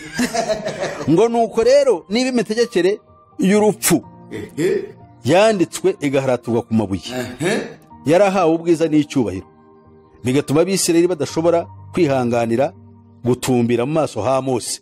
Cyagihe Mose yazaga afite ibisate by'amabuye, cyari icyubahiro cyayo mategeko rwose, kuko kumureba ubwabo byarabananiye, kuko yari afite ubwiza buhebuje kandi yarazanye ikintu kirangira. Noneho rero ahangaha aravuga ngo Abisirayeli ngo ntibashoboye kwihanganira gutumbira mu maso ha Mose kuko kurabagirana ko mu maso he, kandi kwari uko umwanya muto gusa kugashira. Ni ukuvuga kwagombaga kumushyiraho, ntiyagombaga gukomezanya nako. Bishushanya yuko n'amategeko aje yagombaga kurangira mu gihe gikwiriye. Aha akavuga ati nkanswe imitegekere y'umwuka. Imitegekere y'umwuka yo imitegekere y'umwuka nyine ni urukundo. Imitegekere y'umwuka ni ukwizera Yesu Kristo. Wibuke yuko intumwa ubwo Yesu yagendaga avuye mu ijuru ngo yazitegekeshaga umwuka, ntabwo yazitegekesha amategeko. Tubisangwa mu byakozwe n'intumwa igice n'ibiro yuko ari icyambere ku murongo wa 8, ngo yabategekeshaga umwuka. Tushatse nabo twahareba mbere yuko tuva ko naho dushobora kwibagirwa. Ihute vuba ahantu have, kuko ndashaka ko turangiza ibibazo by'uyu muntu rwose ukabisubiza mu magambo makeya cyane. Ubu nigishaga, ariko katurebe kuko abantu benshi bajya babona ntabwo njya nigisha Bibiliya. Ni ukuvuga ngo aha iki kiganiro wari uri gusubiza aba bayoboke b'idini ya Adventiste. Twebwe hari ikintu nshaka ko tuvuga ku birebana n'ibibazo bagiye babaza kuri zirangisha ugenda utanga zirebana na tekinoloji n'ibindi. Ngo muri cya gitabo cya mbere nanditse ibyo Yesu yabanje gukora no kwigisha byose kugeza ku munsi yazamuriwe mu ijuru, amaze gutegeka intumwa yatoranyije azitegekesha umwuka wera. Uvuga ngo intumwa yazitegekesha umwuka wera, natwe tugomba gutegekesha umwuka wera, ntabwo dutegekeshwa amategeko. Imitegekere y'umwuka niyo iyi ngiyi turiho, kuko dutegekeshwa amategeko tuzarimbuka, kuko ntabwo kamere yacu izaba ihindutse, kuko amategeko ntashobora guhindura kamere y'umuntu. Kandi ibihumanya umuntu ntibituruka mu mategeko, ibihumanya umuntu ntibituruka muri kamere ye. Amategeko iyo atubujije gukora ikintu kibi, ahubwo arushaho gutuma tukirarikira, kuko atuzanira amatsiko yo kukireba no kugikunda. None twashaka kukirwanya bikatunanira, tukisanga twatsinzwe. Rero ijambo ry'Imana yatubwiye ngo niba imitegekere yateraga gucirwaho iteka yarahawe ubwiza, nkanswe imitegekere itera gukiranuka, iyo ni imitegekere y'umwuka. kuko ubwiza bwa ya yindi ya mbere butagisa nk'aho ari ubwiza. Ya mitegekere ya mbere y'amategeko ntabwo bukiri ubwiza. Kubera iki? Kuko bwamazweho n'ubwiza buhebuje bwaje hanyuma. Ni ubuhese. Ubwiza buhebuje ni ubwiza bwa Kristo yazanye bw'umwuka. Nuko rero niba ubwiza bw'imitegekere ya mbere bwarahindutse ubusa kuba ubwiza bw'iya kabiri, none higumaho ntizarushaho kugira ubwiza. So muri make rero yizagumaho ni y'umwuka, ntabwo ari y'amategeko, ni imitegekere y'umwuka. Pase murakoze cyane. Ngira ngo iki kintu ku muntu ushaka kumenya ukuri aba yumvise ko dusomye Bibiliya cyane, dore nabyo barimo gusaba ngo mujye mugaragaza ibintu muri Bibiliya, kandi mu by'ukuri tuba turi gusoma ububyirengagize n'ubundi ababeshya Bibiliya ntanayemera. Ariko mu gusoza twari turi kuri uyu muntu ari watumye twinjira ko twabonye ko ari umudivantiste, cyangwa wenda ashobora kuba atari nawe wenda ariko afite iyo myemerere yabo. Ariko nabo bafite confusion kubirebana kuko n'iri tegeko bataramenya agaciro k'isezerano rya kera n'agaciro k'isezerano rishya. Ugasanga rero baro bibaza icyo kintu. Ariko hari kimwe mu bintu batubwiye shaka ko udufasha. Wavuze ngo hari n'abasenga ku cyumweru, ngo baba Pantekoti, ngo n'abandi ngo nabo ngo bahagaze muri iki kintu cy'amategeko. Gute? Abo nabo barahari nubwo atari benshi. Hari aba Pantekote b'umunsi wa karindwi, Seventh Pentecost barahari. Hari n'ababatista b'umunsi wa karindwi. Gute rero? Abo ngabo ni confusion iza bageraho bakavuga bati twarega bino bintu bifite imbaraga z'abadayimoni. Bagera bakavuga ati twaratsinzwe, katuba aba Pantekote ariko twubahirize n'isabato, twe twujuje byombi. None ugasanga nabo barayobye. Kuko urabona hari cyane nashaka gusubiza wenda abantu bashobora kwibaza. Abadivantiste baravuga ngo icyumweru ni umunsi w'inyamaswa. Kubera ko ni ikimenyetso cy'inyamaswa bavuga kwinshi, kubera ko ari umunsi w'izuba, kubera ko ari ikimenyetso cyashyizweho na papa, kandi papa ntabwo ari wabishyizeho, nk'ubwo wabishyizeho ari we ni Tito ni Constantino. Noneho kuko burya ikiruhuko gitangwa na leta, ntabwo gitangwa burya n'abantu. Yesu ntabwo yagomba kuduha ikiruhuko cy'iminsi kuko yagase kubikora ate, kandi ntabwo yashaka kugira ngo ubukristo bushingire ku buyuda, ku kiyuda. Byagomba kuba ikintu gisha kije, kandi ntabwo yarashyizeho leta. Abayuda kuko bari bafite leta ntabwo bashoboye kubahiriza isabato bakiri mu bucakara bwa Egiputa, babihawe uko bamaze guhabwa igihugu. Icyumweru nacyo ntabwo kigeze gishyirwaho n'intumwa, kuko ntabwo zari zifite mu nshingano zazo. Niyo zishaka kubikora ntizo zabishoboye, kuko ni ibintu bikorwa na leta bakoraga, ahubwo bihishe barahigwaga. Rero abahawe isabato iyi ngiyo kwa gatandatu cyangwa umunsi wa karindwi, kugira ngo bivuze umunsi wa gatandatu bashaka no kukwica, bavuga ibyo bakunda umunsi wa karindwi, kugira ngo bishime. Uwabahaye rero kiriya kiruhuko ni inyamaswa kibahaye, ni inyamaswa. Niyo nyamaswa irindiye kubamira bunguri. Iyo nyamaswa niyo yabahaye ikiruhuko, ntabwo bagihawe na Kristo. Kristo yaduhaye ikiruhuko kindi, ariko bubanze kucyumva. Noneho icyo ashaka kuvuga, iki kiruhuko nanone ya nyamaswa yatumye icyumweru umunsi wa mbere y'iminsi 7 nanjye kanguvuge niho ari we cyumweru uhinduka ikiruhuko. Iyo nyamaswa ni igiye kongera gukuraho amadini gashyiraho ikimenyetso cyangwa igishushanyo gisengwa kizicisha batakiramya. Nanone ku munsi wa Yesu Kristo wo kumwibuka, ni uwo munsi bazongera bawufate ari bakoresha. Niyo mpamvu abadive kubwo babihuza n'ihishurirwa bagize rya Elena White yagize, ariko mu by'ukuri icyo bashaka ni ukugira ngo nibisohora bazagaragaze ko ari bari mukuri, nibirangiza bazashirire ku icumu, kandi bapfa ugashinyagura, kuko ntabwo bazabapfiriye ukuri, bazanarimbuka. Njye mbwira nzi ko kurimbuka uzaba upfuye ku mubiri, kuko Satani cyamuzanye kwiba, kwica no kurimbura. Njye mbwira abantu byanteranyije n'abantu benshi bari abihaye Imana b'Ibugande. Burya hapfuye abantu benshi, ariko abagatulika bapfuye bari 22, ni nabo bajya bibukwa cyane. N'abantu ba Kizito, ba Rwanga, byuture ngo kwa Karori Rwanga, bera n'Abagande. Abakizito izazina rya Kizito babatiza ni Rigande, ntabwo renuza babaye abatagatifu. Ariko navugane ngo nabo bantu baho, njye numva ngo bajya bava ngo bahowe Imana. mu buhe buryo se?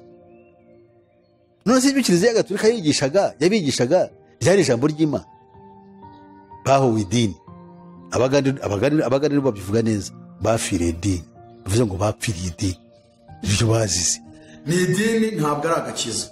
Abadive nibyo bagiye kuzira, bagiye gupfira idini, ntabwo bazazira Yesu. Ibi bintu nabibabwira ahubwo bajya banshaka ngo abangabo ngo barantuka. Nyiraje uzicere tuganire, ni ukuvuga ngo ndabahamye ikintu kiri imitima yabo, nabo niyo mpamvu barakara bagatukana, kuko barashinjwa. Ni ukuvuga ngo ririya dini bagiye kurizira kubera iki se? Erega umwuka n'umwe awukoresha amayeri. Umwuka barimo ni nawo mwuka uri mu bupapa, ushaka kugira ngo bashyireho ryadi wa munsi, kugira ngo bazavuge ngo wa munsi niwo dushyiriweho kujya turuhuka, noneho twicwe. Kuko ibyasohoye ibyahanu bize bite birasohoye. Harasohora so kuri kwa Kristo cyangwa harasohora ibinyuma? Ubwo bagiye gupfira idini. Kuko nta kuntu uriya munsi Constantine impamvu yawufashe akawuhindura ikiruhuko bikemezwa na bugingo n'ubu, ni ikibazo gikomeye cyane. Ni ukuvuga ngo inyamaswa ya kabiri yavuye mu gitaka igiye gushyiraho ikimenyetso. Icyo kimenyetso ni idini rimwe rigiye kuzaho. Twaravuze ngo iryo dini rishya rizaba rifite 5% gusa, ari ryo ki? Ari ryo bukirisitu. Ibindi bisigaye rizaba ari ubuhindu, ubusilamu n'ububuda n'ibindi byitwa spiritism cyangwa spiritualism.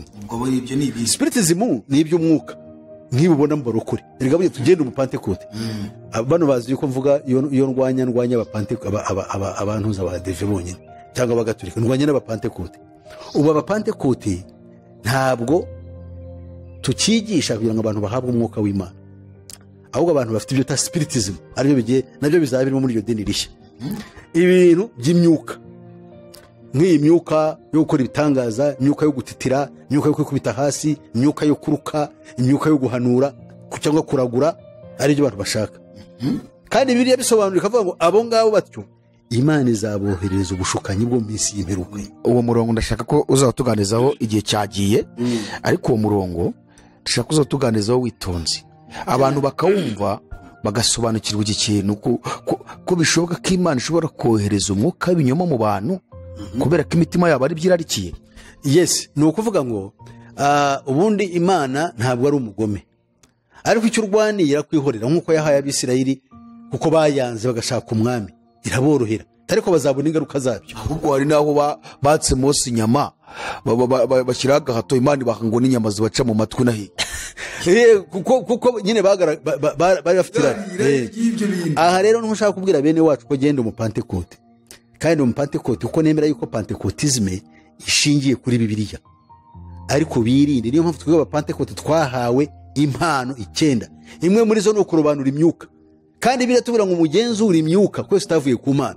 Noneho ugasanga aho bari umuntu aravuze ngo hari sararanze rababarara shakora Imana yanyu ravuze ngo barangira ngo kandi mvuge ngo amina, uravuga ngo amina ngo ndi Imana yanyu babwiye. Ibintu ni ishano, ugasanga uraminisha ari Satani uri buminisha imyuka ya dayimoni. Iyo uvuze ngo amina uvuze ngo bibe bityo. Noneho Satani aravuze ngo amina ngo nimwakire iby'Imana yanyu babwiye, ngo bana banjye se baye abaceranya hose n'abana b'Imana, ko tuzi yuko abana b'Imana babyawe na Kristo. Yes, iki kintu kiganiro n'abapantekote, kuko abadufite ibibazo ababuranamu nibo ntasubije muri kino kintu. Pasi reka ihangane dusubike iki dukora ikindi, ariko uyu muntu ibibazo yanditse ntabwo wabishubije. Twasubije ikibazo kimwe, ariko ikibazo cya kabiri yaravuze ngo abadivusebya nicyo cyigisho kiganisha abantu kuri Kristo uvuga. Ikindi, inyigisho utanga nturabona ko ari assumption cyangwa se ibyiyumviro n'ubucurabwenge bukomatanije bifatikanije no gusasira ukoresheje Bibiliya ngo werekeze abantu aho mission uriho iganisha. Icyo wita ukuri wigisha ni iki? Ubuvanganzo n'ubucurabwenge, ngo ubwo nicyo niko kuri wigisha, ni ubuvanganzo n'ubucurabwenge. Ese buri ijambo isabato republicary kandi rifite ubusobanuro mu bimenyetso by'ibihe nk'uko n'ibindi bindi biranga ibihe biheruka. Ubuhanuzi bw'ibyahishuwe na Daniyeli n'ibindi byanditswe bibivugaho. Gutoranyamo isabato maybe ntiwasobanukiwe cyangwa uri kuri mishoni nk'abandi bapasitoro b'abayiliminati bose. Ese pasi uri muri iliminati koko nk'uko uyu muntu abivuze? Ya reka dusa nk'abasubikira ngaha kuri uyu mwene data ariho dukomereza, ariko urumva arimo kubaza ngo cyangwa uri muri iliminati, akavuga ko ufite misiyo wahawe na iliminati nk'uko hari n'abandi bapasiteri ngo bahawe iyo mishoni. Ubwo barahari nyine, we arabazi.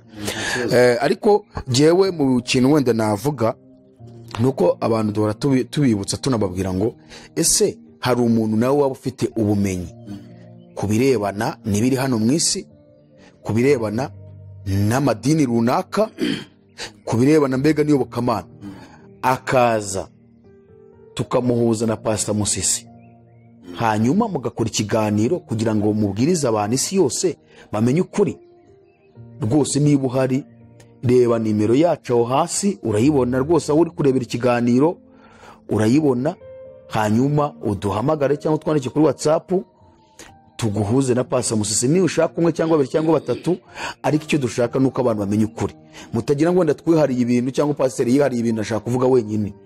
Oya, ahubwo niba nawe uhari ukaba ufite ubumenyi bwawe, hari abagiye banyandikira akavuga ngo nanjye ndabuzi ngo mfite ubumenyi. Hari weje ubundi wanyandikiye, we ni umutemwe, nubaranyandikiye arambwira ngo ni nsome Matayo 5:5 ngo musobanukire ikintu cyose kuvuga, aho Yesu yavuze ngo abagwaniza ko bazaragwa isi. Ubwo na n'umutemwe Dijova, aho urumva we ashaka kugira ngo umenye ijambo yuko tuzaragwa isi, tutazajya mu ijuru. Ubaranyandikiye turi kuvugana rwose.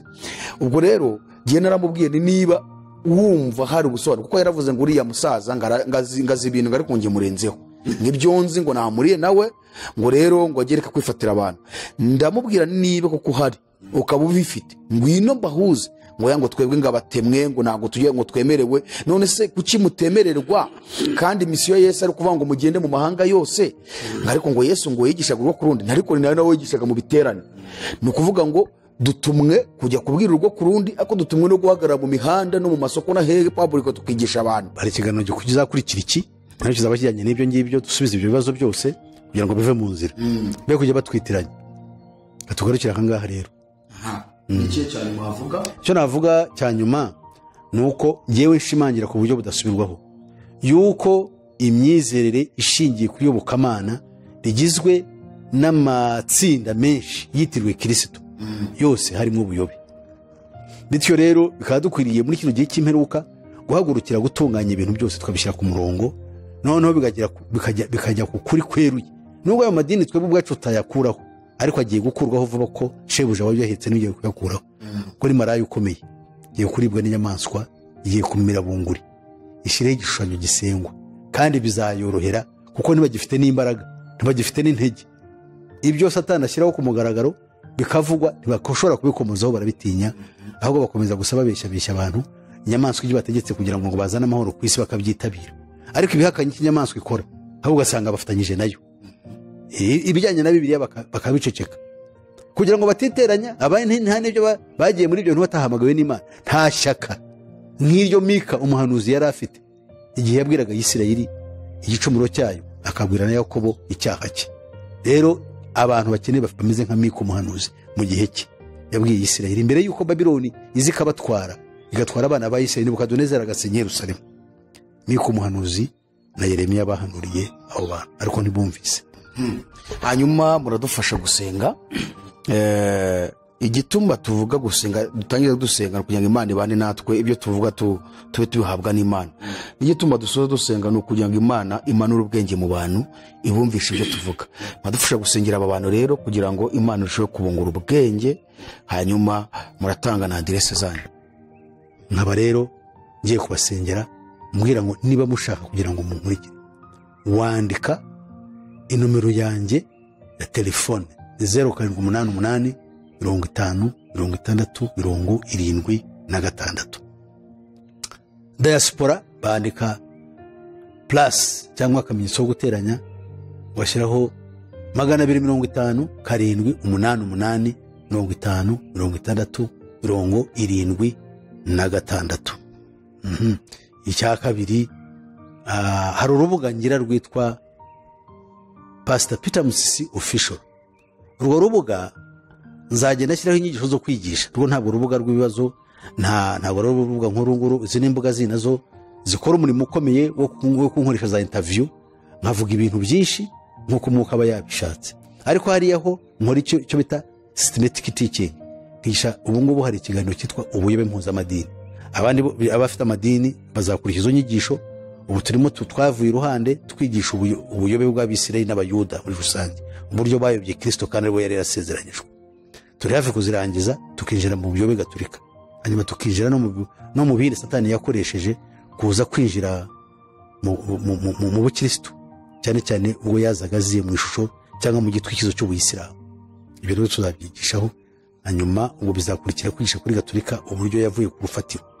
Hanyuma twinjire no mu bugorozi, turebe ubugorozi bw'amadini Luteri n'icyo bwazize, hamwe n'amayerekwa.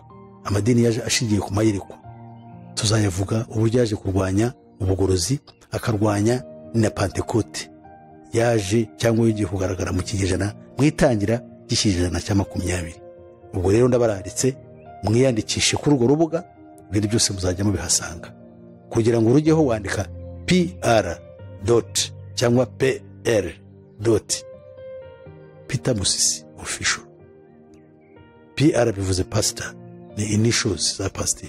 So Imana rero baho umugisha mugubwe neza, kadusenge. Uhoraho Mana yacu turagushimye, turagukunda, niwe watuhamagaye kugira ngo tuvuge ukuri nk'uko wagutuhaye, kandi twiringiye ko ukuri ntabwo ari ukumwe, ni ukwa bose, ariko nyir'ukuri n'umwe ni Kristo Yesu. Turakwingize Mwami nk'uko tubigusabye, kandi twese duhe umugisha, tubyambarije mu izina ryawe Yesu Kristo umwami wacu, amina. Nshuti mwarimo kuri iki kiganiro, hanyuma tubararikiye gukurikirana ikindi ubutaha. Amahoro y'Imana akomeze kubana na mwese, amen. Azatujyana muri amazu meza yaduteguriye, nitugerayo tuzahora turiri, zaba kumwe na Eliya, zaba kumwe na Abrahamu, tuzahora